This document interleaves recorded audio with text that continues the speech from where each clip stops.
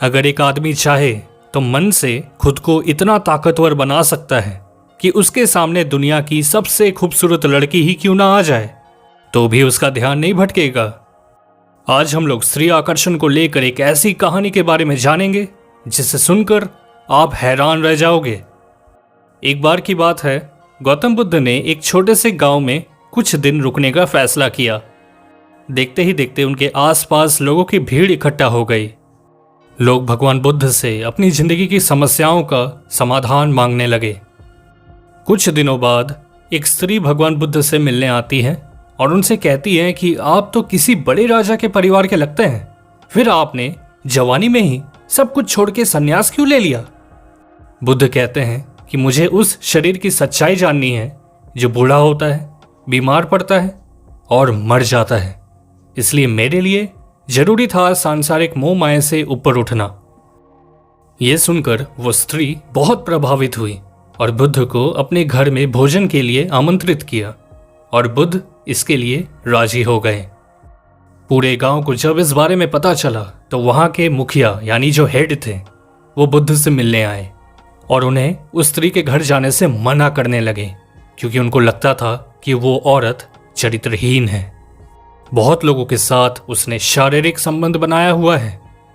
गांव के मुखिया की ये सारी बातें सुनकर बुद्ध ने उनकी तरफ एक बार देखा और उनका एक हाथ पकड़ लिया, फिर उनसे ताली बजाने के लिए कहने लगे। तब गांव के मुखिया ने जवाब दिया कि मैं ताली कैसे बजाऊं?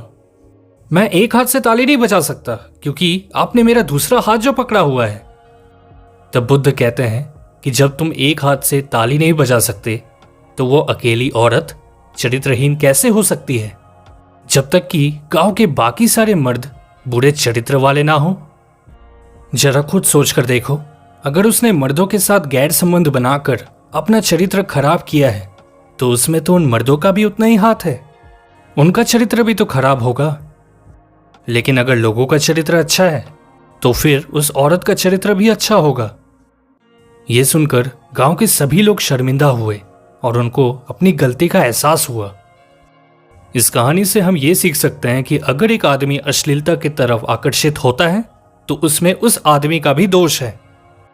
भले ही कोई कितना भी आकर्षित करे, बाहर चाहे कितनी भी अश्लीलता क्यों ना हो, यह हमारे ऊपर है कि हम उस पर ध्यान देंगे या नहीं। दोस्तों, जिंदगी को सबसे बेहतरीन तरीके से अगर जीना है तो ब्रह्मचर्य का पालन करते रहें। मैंने आपकी सुविधा के लिए बेस्ट ब्रह्मचर्य किताब का लिंक इसी वीडियो के डिस्क्रिप्शन में दिया है।